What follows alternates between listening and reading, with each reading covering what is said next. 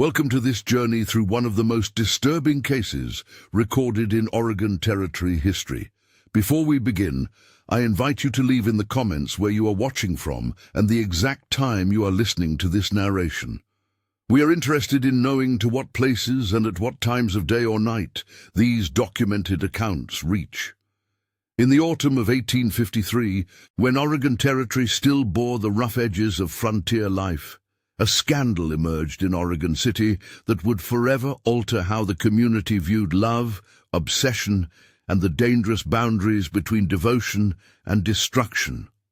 The story begins not with romance, but with a discovery that would haunt the Pacific Northwest for generations, a collection of letters found beneath the floorboards of what was once the Herrera boarding house, letters that detailed a relationship so forbidden, so consuming, that it drove two people to actions that defied every moral code of their time. Oregon City in 1853 was a settlement caught between worlds. The gold rush had brought fortune seekers from across the nation, creating a volatile mix of desperate prospectors, established merchants, and families hoping to build new lives in the Oregon Territory. The Willamette River carved through the landscape like a silver ribbon, its falls powering the mills that processed timber and grain for the growing population. Main Street bustled with activity during daylight hours, but as darkness fell, the town revealed its more secretive nature. Gambling halls, makeshift saloons, and boarding houses where transient populations lived in close quarters, their personal histories often deliberately obscured. The Herrera family had arrived in Oregon City during the spring of 1852, following the well-worn path of the Oregon Trail. Eduardo Herrera, a man of Spanish descent who had spent years working silver mines in California, purchased a two-story wooden building on 3rd Street with the intention of establishing a respectable boarding house. His wife, Maria Herrera, managed the domestic affairs, while their daughter Rosalind helped maintain the establishment and assist with the steady stream of boarders who sought temporary accommodation while pursuing their fortunes in the goldfields east of the Cascades. According to surviving records from the Oregon Territorial Government, Rosalind Herrera was 22 years old in 1853. Described by contemporary accounts as possessing an unusual combination of intelligence and beauty that made her the subject of considerable attention among the single men of Oregon City. Church records indicate she had received an education uncommon for women of her background, able to read and write in both English and Spanish, skills that proved valuable in managing the boarding house's correspondence and financial records. Thomas Calloway arrived at the Herrera boarding house in late May of 1853, carrying credentials that identified him as a representative of the Pacific Mining Company, a recently established firm with interests in the Rogue River goldfields. Contemporary city records show Calloway as a man of 35 years, originally from Boston, with previous experience in mining operations throughout California and Nevada Territory. What these official documents failed to reveal, however, was the complex personal history that had driven him to seek opportunities in the remote corners of Oregon Territory. The initial interactions between Rosalind Herrera and Thomas Calloway appeared entirely conventional by the standards of 1853. Calloway rented a corner room on the 2nd floor of the boarding house, paying his monthly fee promptly and maintaining the quiet demeanor expected of a respectable businessman. Maria Herrera later recalled to territorial investigators that Calloway seemed courteous but distant, taking his meals separately and spending most of his time either conducting business in town or writing correspondence at the small desk in his room. What began to concern the Herrera family, however, was the frequency with which Calloway requested Rosalind's assistance with various matters, transcribing letters, organizing his mining documents, and eventually engaging in lengthy discussions about literature and philosophy. Eduardo Herrera, whose traditional views regarding appropriate conduct between unmarried men and women reflected the conservative social norms of the period, initially dismissed these interactions as innocent professional courtesies. By midsummer of 1853, however, the nature of the relationship between Rosalind and Thomas had evolved in ways that violated every social convention of frontier society. According to testimony later provided by other boarding house residents, the two had begun meeting privately in the evening hours, often in the small garden behind the building where conversations could occur without the oversight of family members or other boarders. Mrs. Catherine Walsh, who occupied a room adjacent to Calloway's, reported hearing hushed conversations and the sound of footsteps in the corridor during the early morning hours, suggesting clandestine meetings that continued well past respectable social boundaries. The scandal that would ultimately destroy both families began with the discovery of a detail that transformed what might have been dismissed as an inappropriate courtship into something far more devastating. In early August of 1853, Maria Herrera accidentally encountered correspondence that revealed Thomas Calloway was not, as he had represented himself, an unmarried businessman pursuing legitimate mining interests in Oregon Territory. Hidden within his personal effects were letters from a woman named Elizabeth Calloway of Boston, Massachusetts, letters that made clear references to their marriage of 7 years and their 3 young children, who awaited his return from what Elizabeth believed to be a temporary business venture in the West. The revelation that Thomas Calloway was a married man with a family in Boston created an impossible situation for the Herrera family. The social and religious conventions of 1853 offered no acceptable resolution for a relationship that had progressed far beyond the boundaries of appropriate conduct between unmarried individuals. According to territorial church records, Eduardo Herrera confronted Calloway directly, demanding that he terminate his business in Oregon City and return immediately to his family in the East. What Eduardo Herrera could not have anticipated was the depth of obsession that had developed between his daughter and the man he now knew to be living a carefully constructed lie, rather than ending the relationship. The discovery of Calloway's deception seemed to intensify the clandestine connection between the two. Fellow boarders reported that Rosalind's behavior became increasingly erratic during the weeks that followed, alternating between periods of intense melancholy and moments of almost manic energy.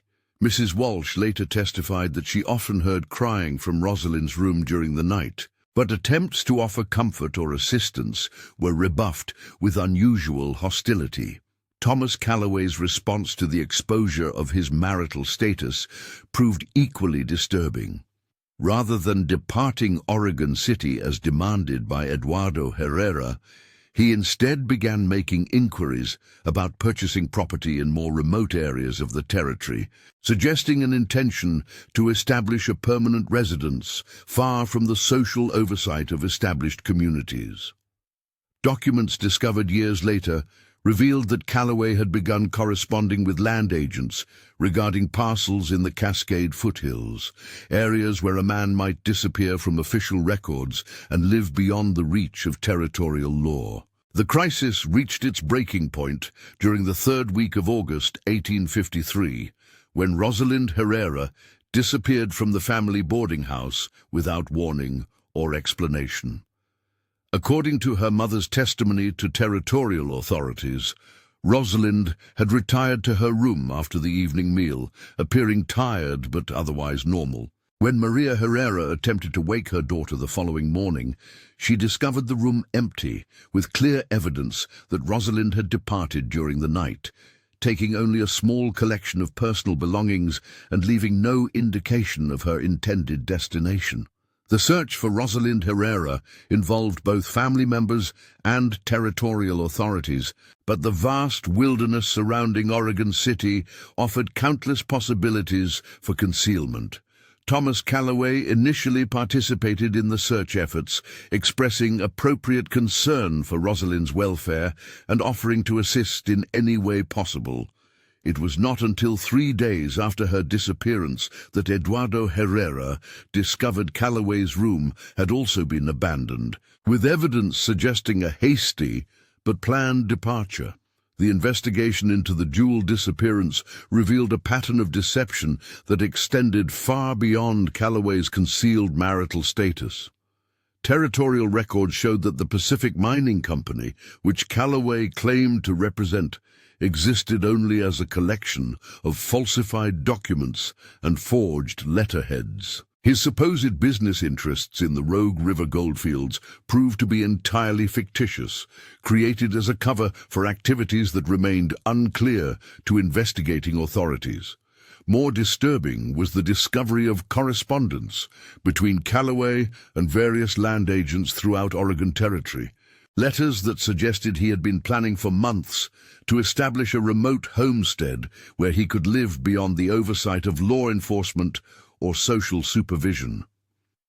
These communications referenced a companion who would be joining him in this isolated retreat, making clear that Rosalind's disappearance had been planned well in advance of its execution. The search for the missing couple expanded throughout the late summer and early autumn of 1853, with territorial authorities offering a substantial reward for information leading to their discovery. Reports came from various settlements throughout the Cascade Range, describing sightings of a man and woman matching their descriptions, but none of these leads produced concrete results. The wilderness of Oregon Territory in 1853 was vast and largely unexplored, offering unlimited opportunities for individuals seeking to disappear from civilized society. As winter approached, the Herrera family began to confront the possibility that their daughter might never return to Oregon City. The social stigma associated with Rosalind's disappearance made continued operation of the boarding house increasingly difficult, as respectable families became reluctant to associate with a business connected to such scandalous circumstances. Eduardo Herrera was forced to sell the property in November of 1853, relocating his family to Salem, where they attempted to rebuild their lives away from the constant reminders of their loss. The first substantial evidence regarding the fate of Rosalind Herrera and Thomas Callaway emerged in the spring of 1854, when a trapper named Samuel Morrison discovered the remains of a crude cabin approximately 40 miles southeast of Oregon City, hidden in a narrow valley between heavily forested ridges. Morrison's initial exploration of the abandoned structure revealed evidence of recent habitation, including personal belongings that suggested the presence of both a man and woman during the previous winter months. More significant was Morrison's discovery of a collection of documents hidden beneath loose floorboards in the cabin's single room. These papers included letters written by Rosalind Herrera to her parents, letters that had never been sent, but which detailed the psychological deterioration she had experienced during the months following her departure from Oregon City. The contents of these unsent letters provided the first clear picture of what had occurred during the couple's time in the wilderness. According to Rosalind's own written accounts, the initial weeks of their isolation had been marked by a sense of romantic adventure and freedom from social constraints. She described Thomas Callaway as attentive and devoted, creating elaborate plans for their future life together in a place where his previous marriage would be unknown and irrelevant. The cabin had been stocked with supplies sufficient for an extended stay, suggesting careful preparation for their retreat from civilization. As winter deepened, however, the isolation began to exact a severe psychological toll on both individuals. Rosalind's letters described increasingly frequent arguments with Callaway, disputes that often centered on his refusal to discuss his family in Boston or make any concrete plans for their eventual return to civilized society. She began to suspect that Callaway had no intention of ever leaving their wilderness retreat, that he envisioned their isolation as permanent rather than temporary. More disturbing were Rosalind's descriptions of Calloway's behavior during the darkest months of winter. The man who had appeared charming and sophisticated during their time in Oregon City revealed increasingly controlling and possessive tendencies when removed from social oversight. He began restricting Rosalind's movements around their remote homestead, expressing paranoid fears that she might attempt to leave him and return to her family. The letters revealed that by February of 1854, Rosalind had begun to recognize the catastrophic nature of her situation.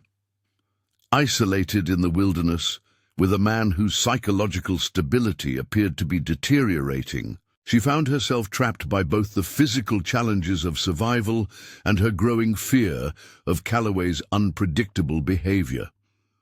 Her attempts to discuss returning to civilization were met with violent outbursts and threats that made clear the dangerous consequences of any attempt to leave their remote retreat. Samuel Morrison's exploration of the abandoned cabin revealed additional evidence that suggested the final weeks of the couple's isolation had been marked by increasing desperation and conflict.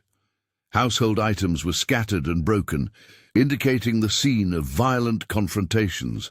More ominously, Morrison discovered what appeared to be restraints constructed from rope and leather, items that suggested Calloway had attempted to physically prevent Rosalind from leaving their wilderness prison.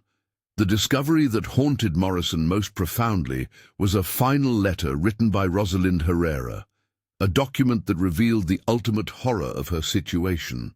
The letter, addressed to her parents but never completed, described her growing certainty that Thomas Calloway had no intention of allowing her to leave their retreat alive. She had come to understand that the man she had believed to be her devoted lover was actually a dangerous individual whose obsession with possession had transformed into something far more sinister. Rosalind's final written words described her plan to escape from the cabin during a period when Calloway would be away hunting for food. She had hidden supplies in the forest and identified a route that might allow her to reach civilization before Calloway could track her down. The letter ended abruptly, suggesting that her escape attempt had been interrupted before she could complete her preparations. Samuel Morrison's discovery of the abandoned cabin and its disturbing contents prompted a renewed investigation by territorial authorities, but the trail had grown cold during the months between the couple's disappearance and the discovery of their retreat. Search parties combed the surrounding wilderness throughout the summer of 1854, looking for additional evidence that might reveal the ultimate fate of both individuals. The search produced scattered clues that painted a grim picture of what had occurred during the final days at the remote cabin. A torn fragment of fabric that matched the description of a dress belonging to Rosalind was discovered approximately 3 miles from the cabin, caught on branches in a way that suggested someone moving rapidly through dense forest. More ominously, searchers found what appeared to be deliberate attempts to obliterate tracks and disturb the forest floor, suggesting efforts to conceal evidence of violent confrontation. No trace of Thomas Calloway was ever discovered, leading territorial authorities to conclude that he had successfully escaped into the vast wilderness of Oregon Territory following whatever violent confrontation had ended his time with Rosalind Herrera. The absence of any confirmed sightings or reports of his presence in subsequent years suggested that Calloway had either died in the wilderness or managed to completely disappear from official records. The investigation into the forbidden romance that had begun in a boarding house in Oregon City and ended in violence in a remote wilderness cabin revealed the dangerous consequences of obsession disguised as love. The letters discovered by Samuel Morrison painted a clear picture of how Thomas Calloway had used romantic manipulation to isolate and ultimately destroy a young woman who had trusted him with her future. The scandals surrounding the Herrera case had lasting effects on the social dynamics of Oregon City and other frontier communities throughout the territory. Boarding house operators became more cautious about screening potential tenants, and families with unmarried daughters implemented stricter oversight of social interactions with transient populations. The case served as a cautionary tale about the dangers that could hide behind the facade of respectability in frontier society. The discovery of the hidden letters also revealed the sophisticated nature of Calloway's deception.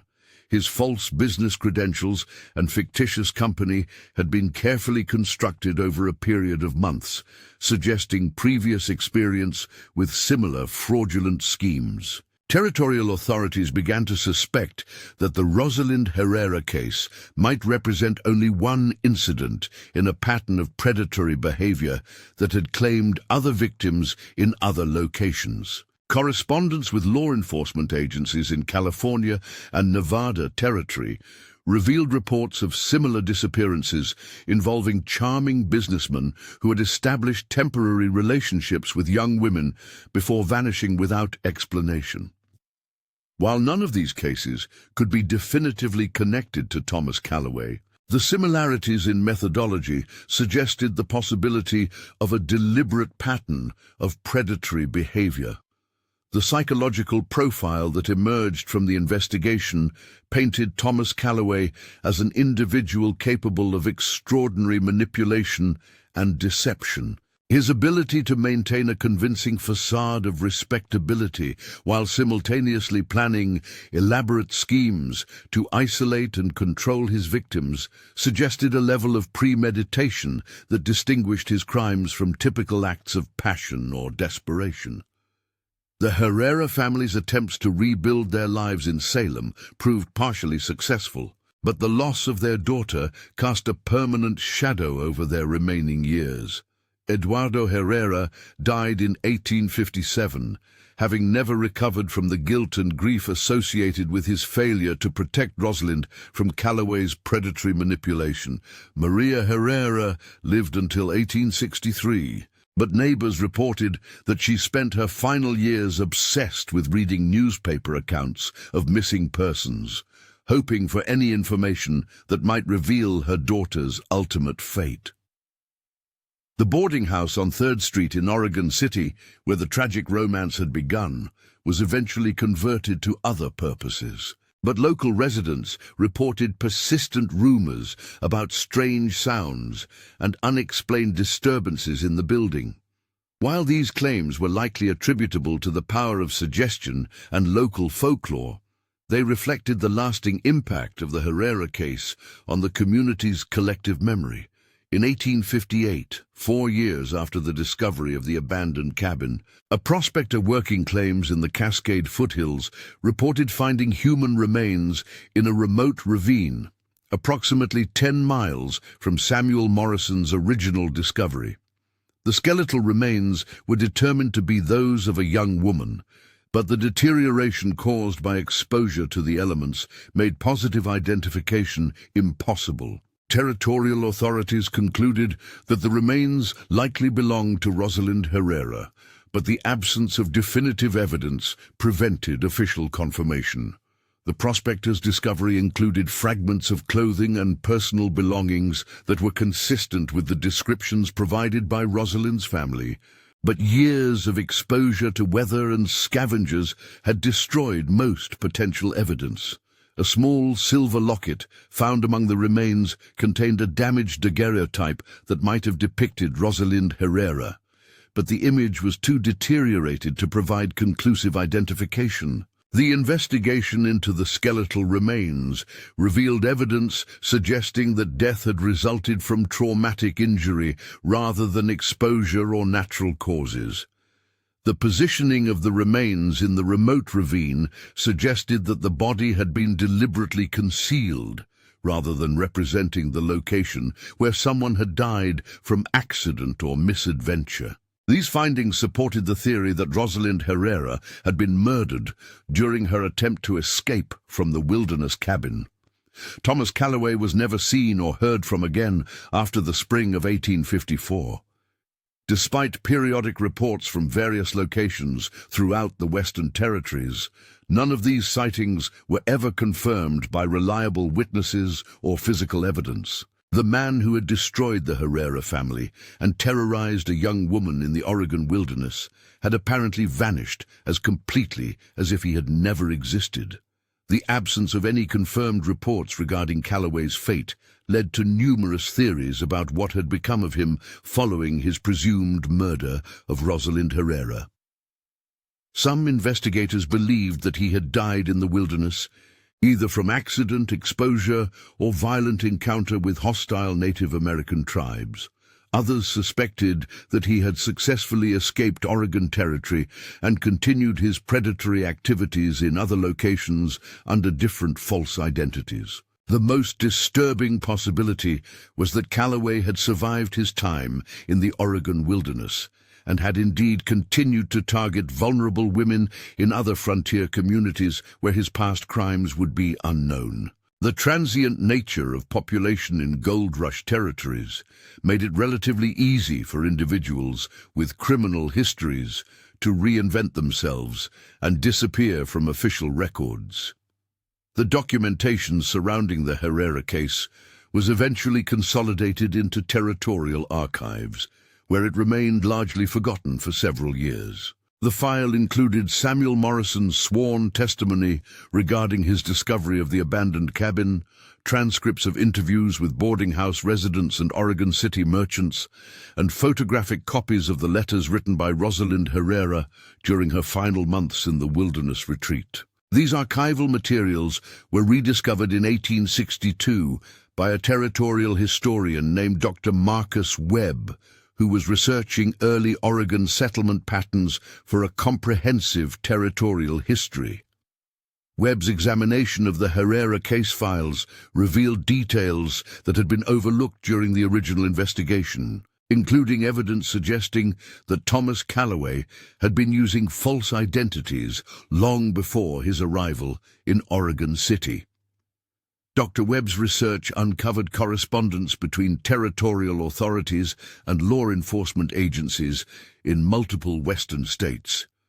Correspondence that revealed a pattern of similar crimes dating back to 1849. The methodical nature of these crimes and their geographic distribution suggested that Calloway, or someone using similar methods, had been operating throughout the Gold Rush territories for several years before arriving in Oregon.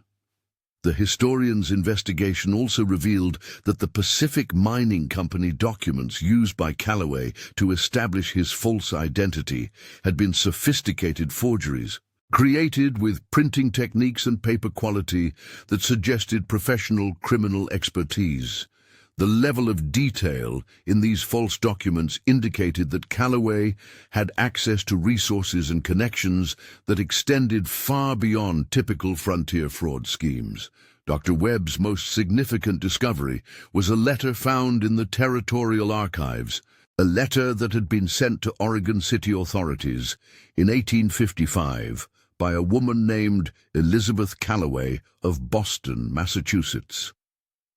The letter confirmed that Thomas Calloway had indeed been married with children, but it also revealed that he had disappeared from Boston in 1852, leaving his family in desperate financial circumstances with no explanation or provision for their support.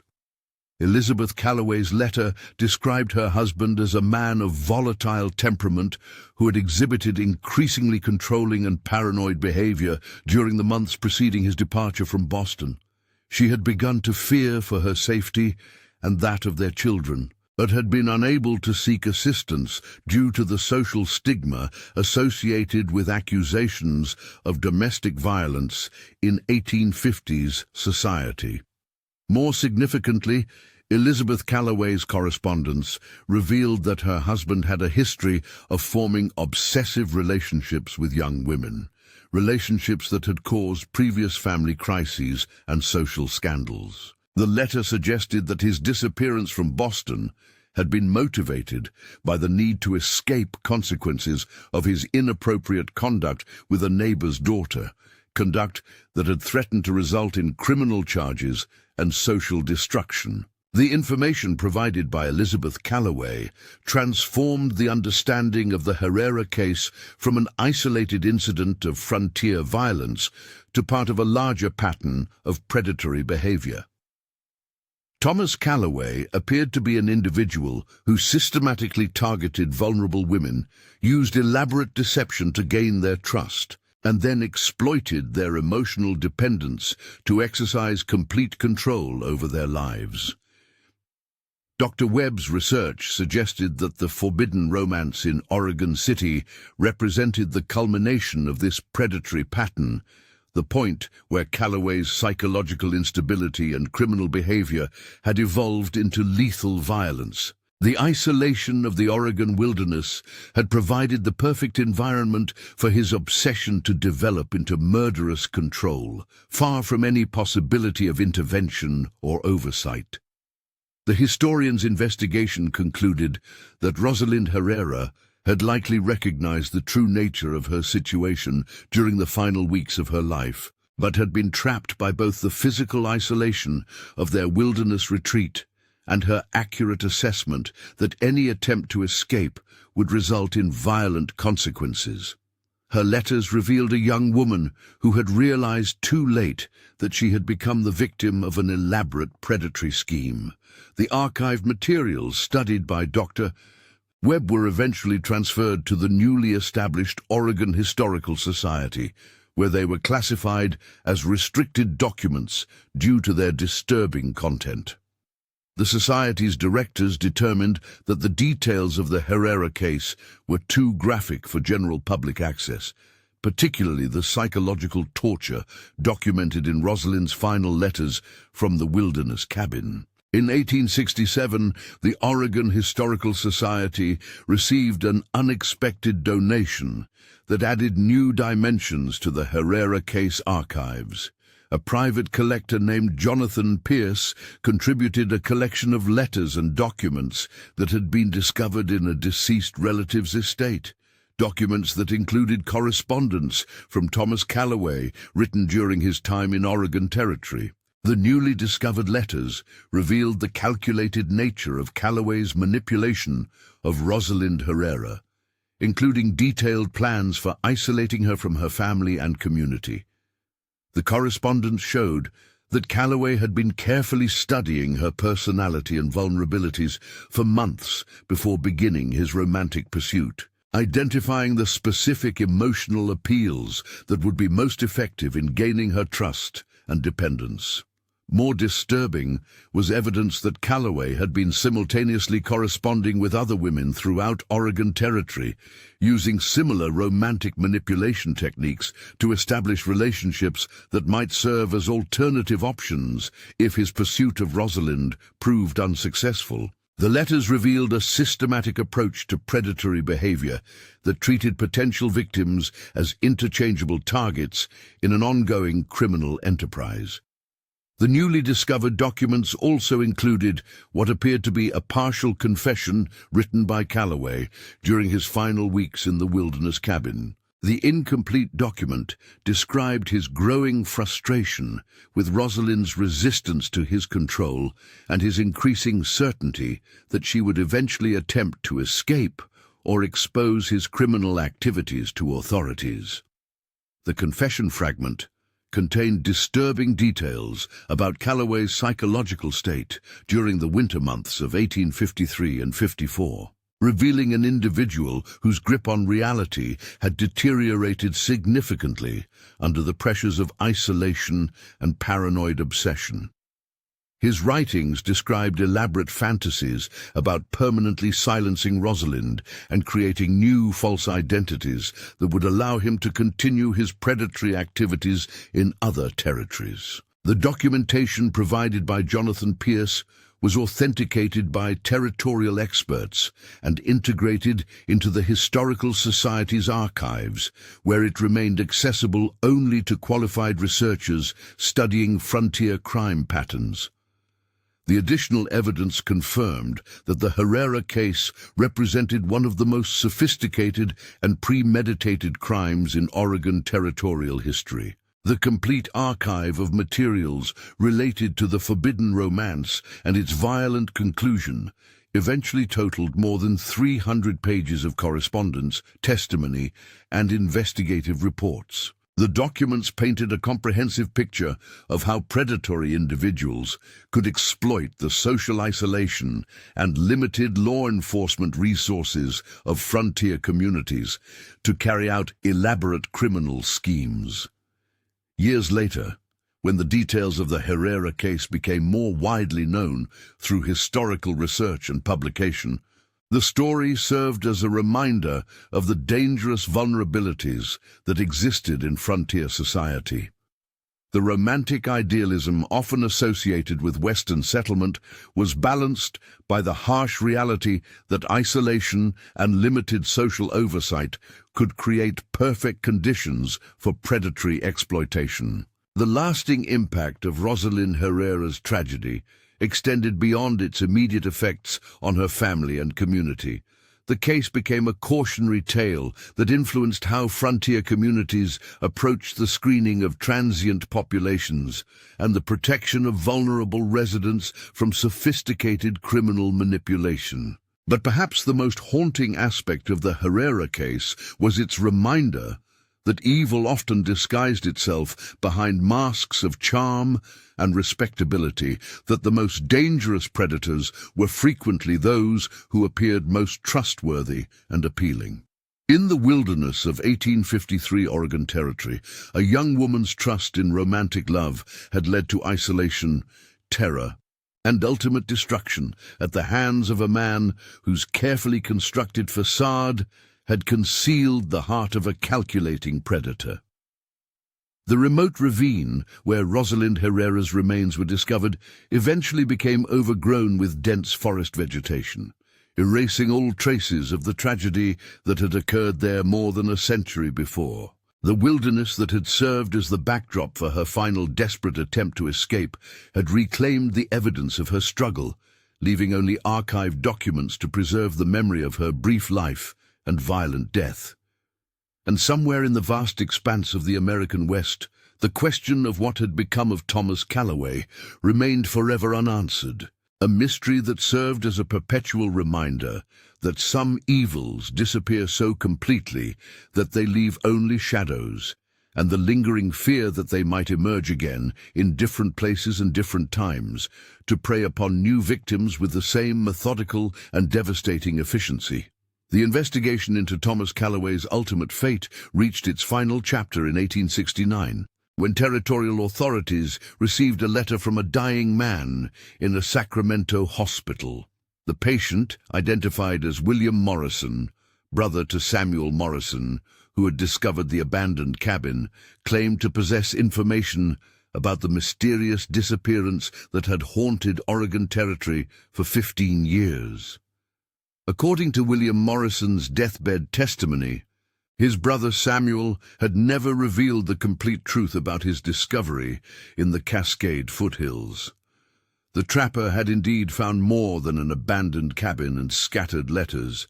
He had encountered Thomas Callaway himself, wounded and delirious, hiding in a cave system approximately 2 miles from the cabin site. Morrison's account described finding Callaway in a state of severe physical and mental deterioration, suffering from infected wounds that appeared to be the result of a violent struggle. The man who had once presented himself as a sophisticated businessman had been reduced to a barely human creature, subsisting on roots and small animals while hiding in the wilderness like a hunted animal. Samuel Morrison had chosen not to report his encounter with Callaway to territorial authorities, instead taking justice into his own hands in a manner consistent with frontier traditions of personal retribution. According to his brother's testimony, Morrison had left Callaway to die in the wilderness cave, taking only a few personal effects as evidence of the encounter before sealing the cave entrance with fallen rocks. Among the items recovered by Morrison was a small leather journal containing Callaway's final entries, writings that provided the missing details about Rosalinde Herrera's last days and the violent confrontation that had ended their time in the wilderness cabin. These entries, transcribed years later by William Morrison, revealed the complete horror of what had occurred during those final weeks in the Oregon Territory wilderness. Calloway's journal described how Rosalind had indeed attempted to escape from their isolated retreat, but had been tracked down and forcibly returned to the cabin where she was restrained to prevent further escape attempts. The entries detailed weeks of psychological torture as Calloway struggled with his growing paranoia and his certainty that Rosalind would eventually find a way to expose his crimes to territorial authorities. The journal's final entry, written in barely legible handwriting, described the moment when Calloway's deteriorating mental state had finally collapsed into homicidal violence. Unable to accept that Rosalind would never willingly remain with him in their wilderness prison, he had made the decision to ensure her permanent silence through the most final means available. The killing itself was described in fragments and coded language that suggested Calloway retained enough awareness of his actions to feel compelled to obscure the details, even in his private writings. What emerged clearly was that Rosalind Herrera had died fighting for her freedom, that her final moments had been marked by desperate resistance rather than passive submission to her captor's will. Following the murder, Calloway had attempted to dispose of Rosalind's body by carrying it to a remote ravine, where he believed it would never be discovered by searchers or casual travelers. The physical exertion required for this task, combined with his already deteriorating mental state, had apparently triggered the complete psychological collapse that had reduced him to a primitive creature hiding in the wilderness. William Morrison's deathbed confession was corroborated by his production of several items that Samuel had removed from the cave site years earlier. These included Calloway's false business documents, a damaged daguerreotype that appeared to show him with his abandoned family in Boston, and fragments of Rosalind Herrera's personal belongings that confirmed the accuracy of Morrison's account. The revelation that Thomas Calloway had died in the Oregon wilderness shortly after murdering Rosalind Herrera provided a form of closure for the case that had remained officially unsolved for 15 years. Territorial authorities formally closed the investigation in 1869, recording that both principals in the case had died in the Cascade foothills during the winter of 1854. The complete story of the forbidden romance and its violent conclusion was compiled into a final report that was sealed in territorial archives with instructions that it should remain classified for 25 years due to its disturbing content. The report concluded that the Herrera case represented a unique intersection of sophisticated criminal deception and frontier isolation that had created perfect conditions for predatory violence. Dr. Marcus Webb, the territorial historian who had uncovered much of the case evidence, published a carefully sanitized account of the Herrera disappearance in his 1870 comprehensive history of Oregon Territory. The published version focused on the dangers of inadequate background screening in frontier communities, while omitting the more graphic details of Calloway's predatory methods and violent behavior. The Herrera family boarding house on 3rd Street in Oregon City was eventually demolished in 1872, replaced by a small commercial building that served various retail purposes over the subsequent decades. No memorial or historical marker was ever erected to commemorate the tragedy that had begun there, reflecting the community's desire to forget rather than preserve memories of the disturbing events. The case files were transferred to state archives when Oregon achieved statehood in 1859, where they remained largely forgotten until they were briefly examined by researchers studying 19th-century criminal patterns in the Pacific Northwest. Even these academic investigations were limited in scope due to the disturbing nature of the documented evidence and the graphic details contained in the original witness testimony.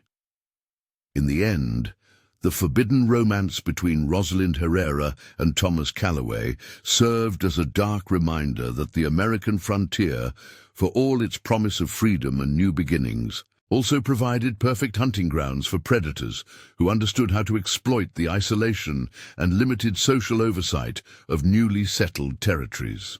The story became a whispered legend in Oregon City, passed down through generations as a cautionary tale about the dangers that could hide behind charming facades and romantic promises. Parents warned their daughters about the risks of trusting charismatic strangers, while boarding house operators became more cautious about accepting tenants without verifiable references and established local connections. The wilderness, where both Rosalind Herrera and Thomas Callaway met their violent ends, gradually returned to its natural state, erasing all physical traces of the tragedy that had played out among the ancient trees and hidden ravines of the Cascade foothills. Only the archived documents remained to preserve the memory of a young woman's trust betrayed and a predator's carefully planned destruction of an innocent life. And perhaps most disturbing of all was the recognition that the methodical nature of Callaway's crimes suggested they represented not an isolated aberration, but rather a glimpse into patterns of predatory behavior that continued to evolve and adapt to new environments and opportunities throughout the expanding American frontier. The case of Rosalind Herrera and Thomas Callaway stands as a testament to the reality that evil often wears appealing masks, that the most dangerous predators are frequently those who appear most trustworthy, and that the price of misplaced trust can sometimes be measured in young lives destroyed by carefully calculated malevolence. Until this day, when hikers traverse the remote trails of the Oregon Cascade Range, some report experiencing an inexplicable sense of unease in certain isolated valleys, as if the wilderness itself retained some memory of the violence that had once disrupted its ancient silence. Whether this phenomenon reflects supernatural influence or simply the power of tragic history to imprint itself upon the landscape remains a question that each visitor must answer for themselves.